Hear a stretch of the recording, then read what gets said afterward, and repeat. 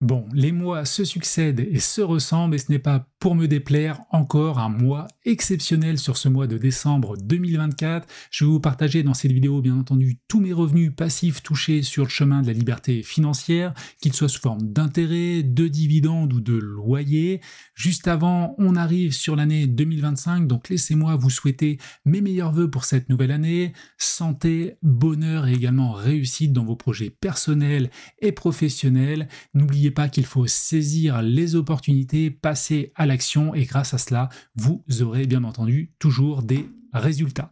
Donc je vais vous partager mes 7 sources de revenus passifs. Vous allez voir, il y a encore un mois exceptionnel avec notamment des revenus de crowdfunding immobilier très conséquents avec 1708 € net sur ce mois de décembre donc 2024 et c'est notamment lié au gros remboursement sur la plateforme La Première Brique, 1279 €. Ils ont d'ailleurs envoyé un mail à tous les investisseurs pour leur expliquer que ce mois de décembre avait été exceptionnel à leur niveau. Ils ont remboursé énormément de projets, soit partiellement, soit totalement, et avec les intérêts associés.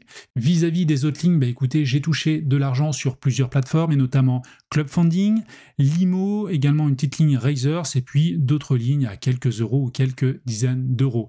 Ici, sur la partie gauche, vous retrouvez toutes les plateformes sur lesquelles j'ai investi jusqu'à présent, d'ailleurs depuis 2017.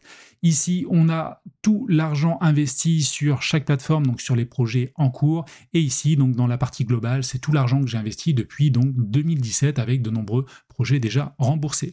Et depuis que j'ai commencé à investir en crowdfunding immobilier, j'ai touché 17 000 € d'intérêt net mensuel. Donc c'est vraiment très intéressant, sachant que sur les 12 derniers mois, j'ai touché 9 331 €. On va bientôt atteindre, je l'espère, les 10 000 €. Ça fait partie de mes objectifs et on en reparlera tout à l'heure en fin de vidéo.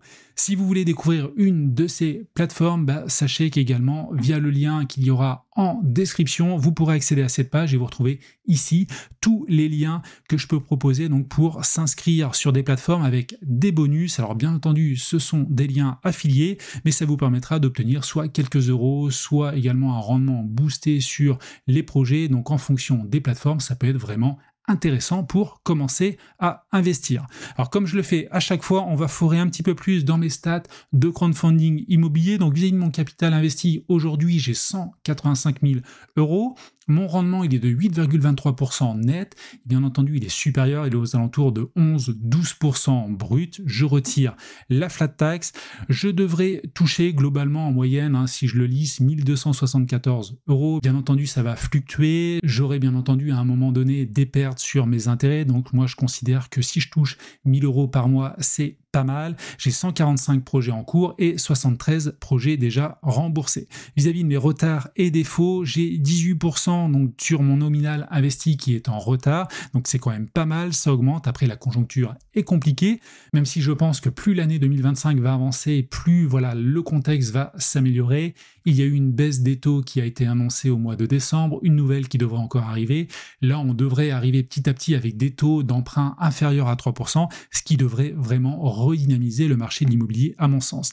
Vis-à-vis des retards inférieurs à 6 mois, je suis à 10%, et pour les retards supérieurs à 6 mois, je suis à 7,51%. Donc là, ça augmente pas mal par rapport aux 2 derniers mois, plus 1% par rapport au mois d'octobre. Donc évidemment, j'ai certains projets qui sont en difficulté. Alors pas obligatoirement de pertes envisagées sur les projets qui sont en retard de plus de 6 mois. Je sais que j'aurai une perte sur un projet d'Anaxago. J'ai une petite inquiétude sur la plateforme Limo vis-à-vis de ces 13 000 € restants sur des projets de promotion immobilière. Alors j'ai déjà eu la moitié de remboursement déjà sur cette plateforme, mais sur les projets restants, petite inquiétude. Et après pour le reste, je suis confiant, notamment sur tous les projets de La Première Ligue, parce que je sais que j'ai de belles garanties et que la plateforme est très réactive vis-à-vis des porteurs de projets dès qu'il y a des difficultés. Donc voilà globalement concernant mes statistiques et on passe maintenant à ma deuxième source de revenus qui elle est vraiment microscopique, c'est de l'immobilier fractionné. J'ai touché 1,11 € donc sur ce mois de décembre 2024. Bien entendu, on va pas s'attarder plus sur cette source et on va passer directement à la la troisième source qui, elle, est bien plus intéressante. C'est quelque chose sur lequel j'ai travaillé à partir de l'été 2024. J'ai commencé à investir, alors bien prêté, ça a commencé un petit peu avant, mais j'ai diversifié avec d'autres plateformes de crowdlending, notamment Peerberry qui est ma plus grosse ligne avec 25 000 euros. On a également donc bien prêté, Swapper et puis d'autres lignes aux alentours de 2 000, 3 000 euros. Vis-à-vis des revenus, j'ai touché 319 euros d'intérêt net. Là encore, j'ai retiré la flat tax. C'est d'ailleurs le cas sur toutes les lignes que je présente dans cette vidéo. 160 euros donc sur Peerberry, 71 sur bien prêté et Swapper 54 euros. Donc ça, c'est très intéressant. Là, je suis monté aux alentours de 60 000 euros sur le crowdlending. L'idée, c'est de rester maintenant autour de cela. Je ne vais pas augmenter massivement mes investissements là-dessus. J'attends de voir maintenant, je veux que ça tourne, voir comment ça se passe sur les plateformes, les nouveaux prêts, la communication et laisser tourner tranquillement. Et maintenant, donc, on va passer à ma quatrième source de revenus qui concerne les énergies renouvelables et j'ai ajouté désormais le crowdfunding agricole, voilà, dans cette même partie. Pourquoi j'ai rajouté du crowdfunding agricole? Tout simplement parce que j'ai rajouté une ligne sur la plateforme Land, j'ai rajouté 1000 euros afin d'investir et donc de prêter de l'argent sur des projets avec du matériel agricole, des terrains ou pas mal de choses, il y a même du bétail. Donc je diversifie un petit peu, je teste et je vous ferai un retour en vidéo dès que j'aurai un recul suffisamment important et j'ai touché pour le moment écoutez 15 euros de cashback par rapport à mes investissements. D'ailleurs, si ça t'intéresse de découvrir cette plateforme Land, écoute, dans le lien en description tu pourras retrouver voilà un lien affilié. Maintenant, on va passer à ma cinquième source de revenus passifs. Source intéressante, je trouve, c'est la bourse. Alors aujourd'hui, j'ai 41 000 euros investis et mon portefeuille s'élève à 47 000 euros. Donc globalement, j'ai 5 965 euros de plus-value latente. Vis-à-vis des dividendes, j'ai touché 47 euros. Alors bien entendu, c'est pas la cible première voilà, de mes investissements, sachant que j'investis donc sur Interactive Broker, sur également le PEA qui est chez Bourse Direct à mon niveau, et également via un plan d'investissement programmé sur Trade Republic, sur des actions voilà, connues de la tech américaine, Alphabet, Microsoft et d'autres. Également BlackRock, action que j'apprécie vraiment, que je trouve très intéressante avec un dividende aussi plus élevé par rapport aux autres actions. Et pour le moment, écoute, côté bourse, tout se passe bien. J'ai acté, voilà, le mois dernier, je t'en avais parlé, la moins-value sur la ligne ST Microelectronics et vis-à-vis voilà, de potentielles pertes à l'avenir, même si aujourd'hui, je vais rien vendre, c'est certain. Il y a 3 lignes en rouge, toutes les autres sont dans le positif. J'ai LVMH qui a bien baissé, voilà, la croissance a baissé, il y a quelques difficultés, mais la boîte pour moi est costaud, donc je vais garder cette ligne-là. Vinci également, ça a baissé un petit peu, là il y aura assez peu de croissance à mon avis à l'avenir. Néanmoins, vis-à-vis de l'activité existante, écoute, ça tourne, ça ramène de l'argent et ça permet d'avoir également un dividende intéressant qui tombe régulièrement. Et côté Realty Income, écoute, ça a bien baissé et j'attends potentiellement pour rajouter quelques lignes sur cette action-là. J'attends que le cours baisse en dessous des 50 $ et ça me permettra donc de réinvestir. Donc voilà globalement côté bourse, sachant que je rajoute 1000 euros par mois sur la bourse, voilà, sur diverses actions, notamment sur Trade Republic. On va maintenant passer à ma sixième et avant-dernière source de revenus qui concerne des intérêts sur liquidité. C'est pas grand-chose, mais c'est important, voilà, quand tu veux investir, d'aller chercher toutes les sources, quelles qu'elles soient, même si c'est quelques euros, parce que c'est grâce à ça que tu feras des petits ruisseaux, à force qui vont se transformer en petites rivières, grandes rivières et également des fleuves. Et donc là, cela concerne notamment Trade Republic où je mets certaines liquidités avant qu'elles soient réinvesties. Ça me permet donc d'avoir des intérêts qui tombent. Là, c'est des intérêts nets, j'ai retiré la flat tax. Concernant le SafeBack, j'ai une grosse information à te donner parce que j'avais sollicité les impôts. Jusqu'à présent, par le passé, à chaque fois que j'utilisais ma carte bancaire, je touche 1% de SafeBack jusqu'à 15 euros et je notais donc 15 euros, mais je retirais la flat tax qui me faisait 10,50 €.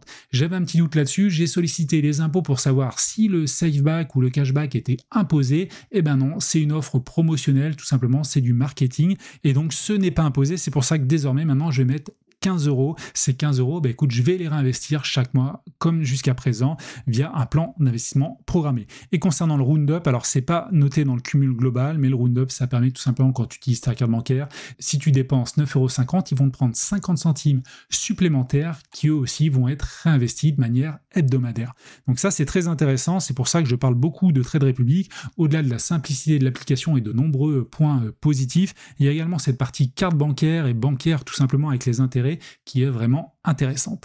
Et on passe à ma 7e source de revenus qui concerne l'immobilier physique. Moi, classique, voilà, j'ai touché 467 €. Il y a une ou deux nuitées où on n'a pas pu louer voilà, l'appartement, c'est comme ça. Néanmoins, ça rapporte chaque mois et ça c'est très intéressant, ça fait des revenus lissés qui sont toujours entre 400 et globalement 530, 550 € et c'est vraiment très appréciable.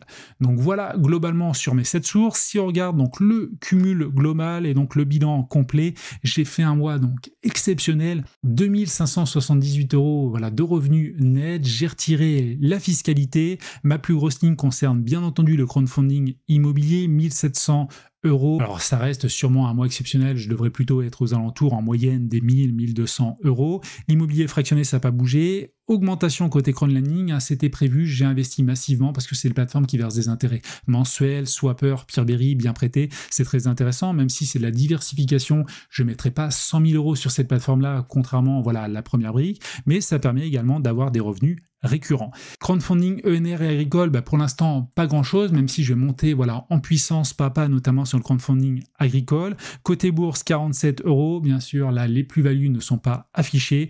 Intérêt, liquidité, 19 € et l'immobilier physique, une ligne voilà, classique sur 467 €. Donc voilà pour ce beau mois exceptionnel, 2578 €, c'est bien plus que les mois précédents et l'objectif voilà, à court terme sur les 4-5 prochains mois, c'est tout simplement de se situer aux alentours des 2000-2200 €. Là, c'est un mois exceptionnel, je le sais, ça sera très difficile de refaire cela, peut-être dans 6 mois, 1 an, à court terme non, mais l'idée c'est voilà, de rester aux alentours des 2000 €. Donc voilà, globalement, si on regarde côté graphique, là on voit quand même une petite augmentation mois après mois, trimestre par trimestre. J'avais voilà, des trimestres assez faibles aux alentours des 1200-1300 € voilà, il y a un an globalement. Il y a eu une augmentation il y a 6 mois, une petite baisse après sur le trimestre précédent, et là on repart bien à la hausse avec pour l'instant une moyenne supérieure à 2000 €, et ça c'est vraiment très intéressant. Ce qui est aussi pas mal à regarder, c'est la répartition, donc en fonction de mes investissements, on voit que la poche en crowdfunding immobilier baisse petit à petit, je suis encore à 52% et l'idée ça va être de descendre un petit peu en dessous des 50%, même si l'objectif c'est pas d'aller vers les 25%, je resterai massivement investi en crowdfunding immobilier parce que je vois que j'apprends pas à pas, j'ai fait des erreurs par le passé sur certains projets, c'est comme ça, j'ai appris, mais maintenant je pense que c'est une véritable opportunité pour 2025 et 2026 d'investir sur des projets de qualité parce que la crise elle est passée, les nouveaux projets voilà, intègrent de nouveaux critères, sont beaucoup plus sécurisés avec de belles garanties, donc pour moi c'est un bel investissement d'avenir. Concernant l'immobilier physique, je suis à 18%, vous voyez la poche verte aussi qui a pas mal grossi parce que j'ai investi voilà, mes liquidités ces derniers temps plutôt sur le crowdlending, et côté bourse voilà 40 000 €. Vis-à-vis de la répartition voilà, des revenus correspondant à ces investissements, j'ai eu beaucoup de revenus ce mois-ci, c'est exceptionnel, donc en crowdfunding immobilier. On voit que la poche voilà, d'intérêt de crowdlending a également pas mal augmenté avec 12%, ça devrait encore augmenter parce que j'ai rajouté voilà, pas mal de liquidités sur le dernier mois et donc ça n'a pas encore joué, donc ça va arriver voilà, le mois prochain. Et concernant l'immobilier physique, écoute, 18% de capital, 18% de revenus, ça c'est parfait. Concernant les autres poches, c'est relativement anecdotique. Alors quels sont mes objectifs pour cette année 2025? Le premier c'est d'atteindre 10 000 € d'intérêt net en crowdfunding immobilier. Aujourd'hui je suis à 9 300 € voilà, sur ce mois de décembre 2024, sachant que normalement le mois prochain je vais retirer le mois de janvier 2024 où j'avais fait très peu de revenus, 230 € je crois de revenus nets, et donc ça va me permettre, si je fais un mois aux alentours des 1000 € sur le mois de janvier donc 2025, de dépasser ce seuil des 10 000 €, ce qui sera vraiment un bel objectif. Et l'autre point important, ça sera d'aller chercher donc sur l'année, ça sera sûrement sur la fin de l'année 2025, je l'espère, d'atteindre les 3 000 € de revenus passifs nets mensuels. Ça serait vraiment un bel objectif et une belle réussite me concernant.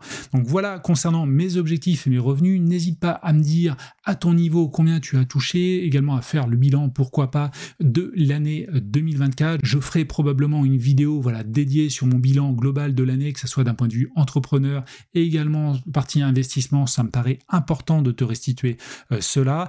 Si ça t'intéresse voilà, de découvrir certaines plateformes, n'oublie pas qu'il y a un petit lien en description pour accéder donc à cette page regroupant tous les bonus que tu peux toucher. Et si tu veux commencer à investir en bourse, parce que c'est un investissement aussi très intéressant, c'est ce que je fais, écoute, je t'invite à regarder une de ces deux vidéos, ces deux comparatifs, un pour le PEA et l'autre pour le compte titre ordinaire. J'étudie toutes les offres, les avantages, les inconvénients, donc si ça t'intéresse, écoute, je te dis à tout de suite de l'autre côté, si tu cliques.